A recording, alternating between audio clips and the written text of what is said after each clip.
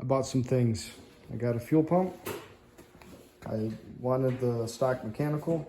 I got a battery, a custom battery hold down device. And I ended up buying from AutoZone, looks like a 25-foot roll of brake line, and it's 1/4 inch. 1/4 inch isn't very big, but it's bigger than what VW had stock. And I got rubber fuel hose. So I need to run this hard line the length of the car, get as close to the engine as I can and as close to the fuel tank as I can, and make up the difference with the hose. And we should have a fuel system on this. And we're having a snowstorm right now, which doesn't happen very often around here. So we're kind of thrashing a little bit to try to have some fun tomorrow. I think we're gonna blast this around without the body on.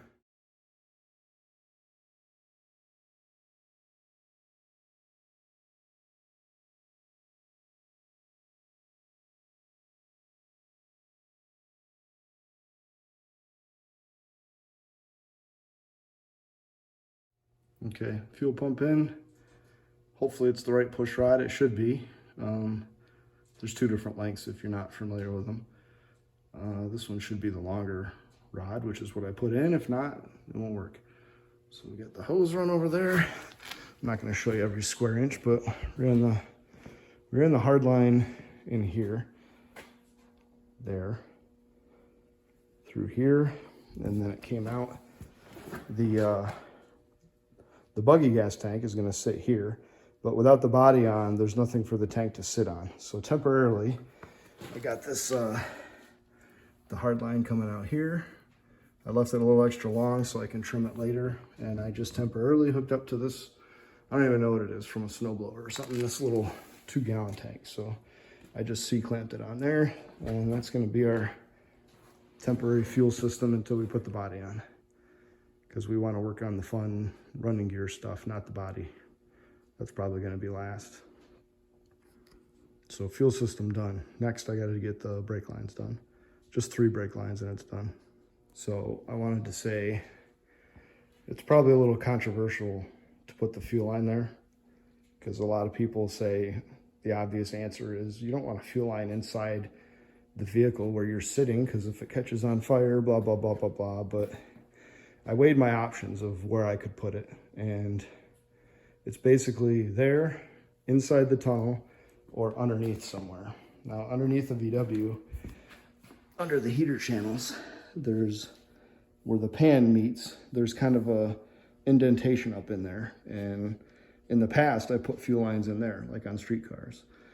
But I weighed my options and I decided not to put it there, because in my belief, it's more dangerous to put it there than inside the vehicle, for a couple reasons. One, if I drag this car over a stump or a rock or something, it could tear the fuel line. It's pretty safe in here.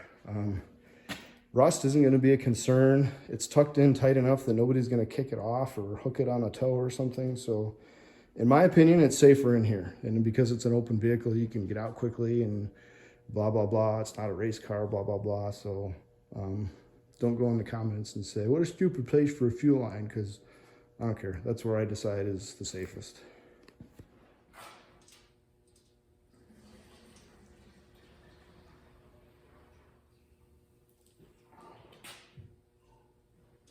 All right, here's what I'm going to do. This is a 100% new fuel system, so it's bone dry. You could just sit here and turn it over all day and wait for it to suck gas, but I don't like doing that. I think it's hard on the starter and other things. So what I'm going to do is I took the fuel line off the pump and I stuck the fuel line in this fuel jug, took the vent off, and I'm going to go over here to the fuel tank, and I'm going to actually blow on the top of it. Take the cap off, put a little pressure on it, and try to fill up all that fuel line all the way back there. Hopefully that'll make it pop off a little faster. The fuel pump is still going to have to pump through the pump and up to the carburetor, but I think I'm going to help it with a little bit of brake clean just to get it to pop enough to start sucking fuel better. So we'll see how that works. Never did it before, but the theory is sound.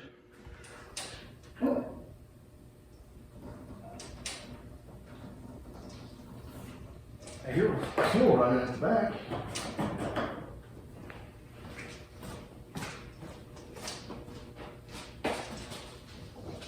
Yeah, fuel's here.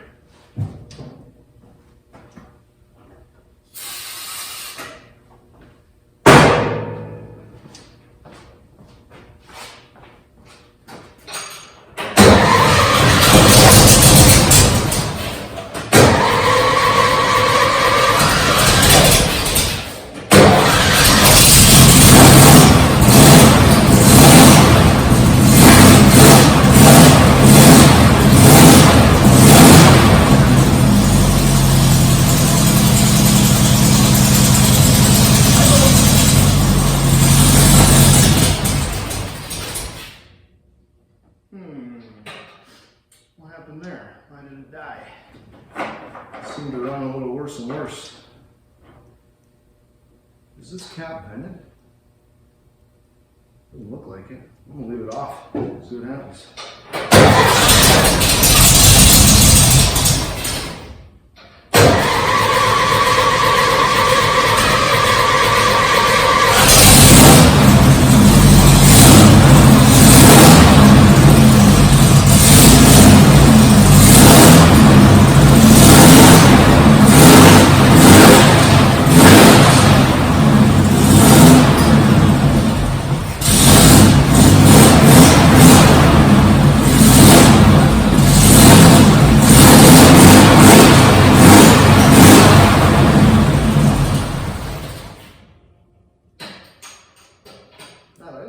Crap.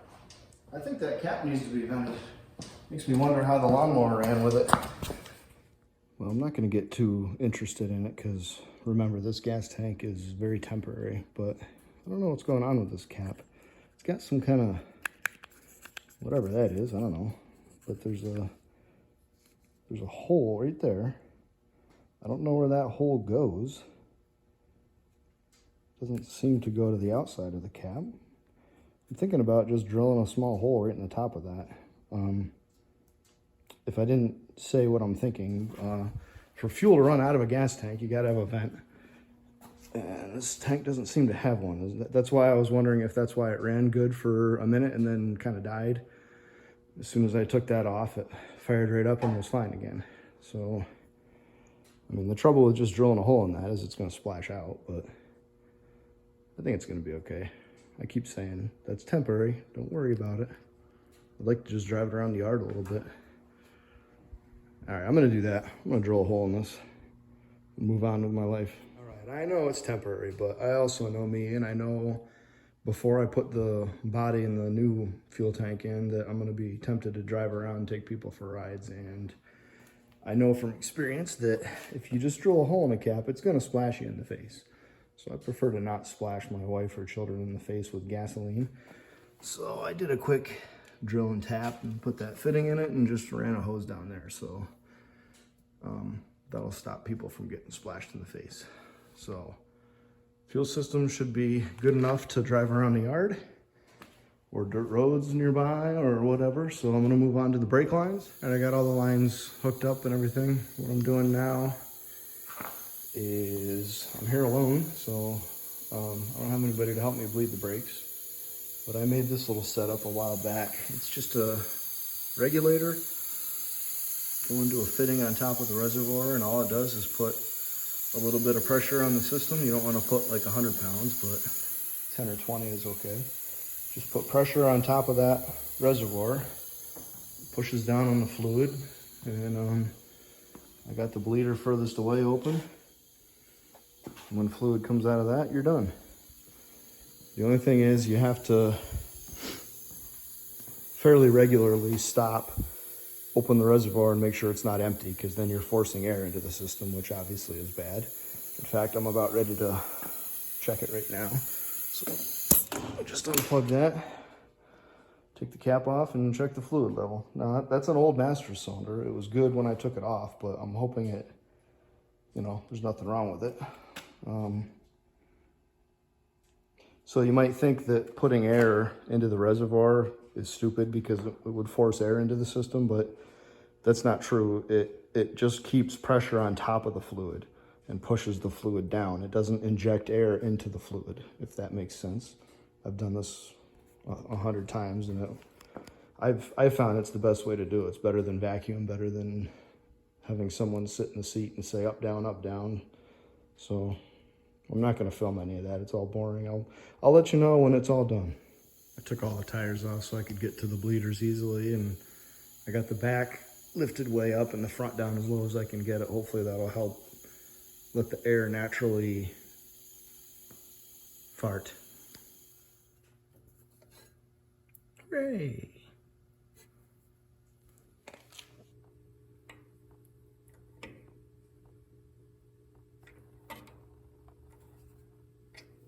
So I'm gonna throw the wheels on and just drive up and down the driveway a little bit.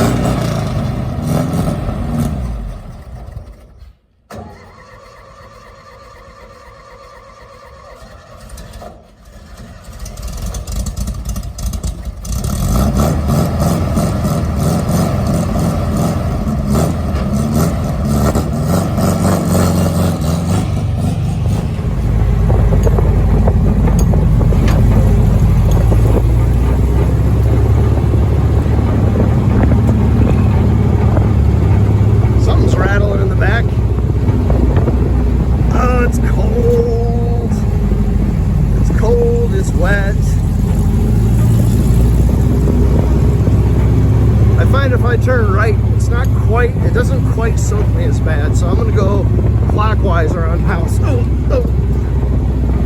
puddles, I see puddles. Oh no, oh, I'm cold.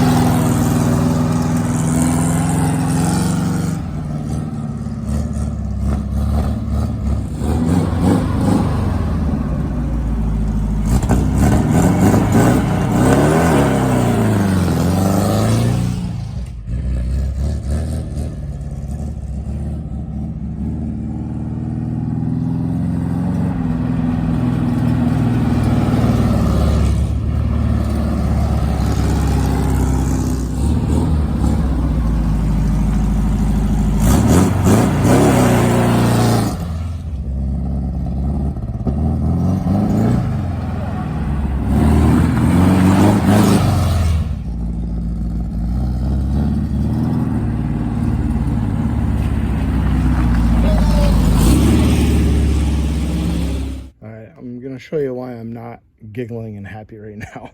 That tire, if I turn anywhere from straight to any position whatsoever, seems to shoot cold freezing mud directly in my face, up my nose, on my everything. This should be fun. I should have planned to finish this over the summer, not in January. But I don't know, the more I drive it, the better it runs. It'll actually idle now. Man, I wasn't out doing donuts and blasting through mud or anything, but like, just in that couple of laps around the house, it is not a good season to be test driving new vehicles. There's actually like puddles on the floor. I'm gonna put the body on this before I get doing too much more of that kind of stuff. Snow packed in here, packed in the wheels. But we're not gonna be afraid of mud with this. Yep, I think next is the body. Get the body on there. The brakes need a little more adjustment, but they're actually working, but just not great. So hopefully, as I said, wear them in a little bit, adjust them again, maybe bleed them again, and it should be good.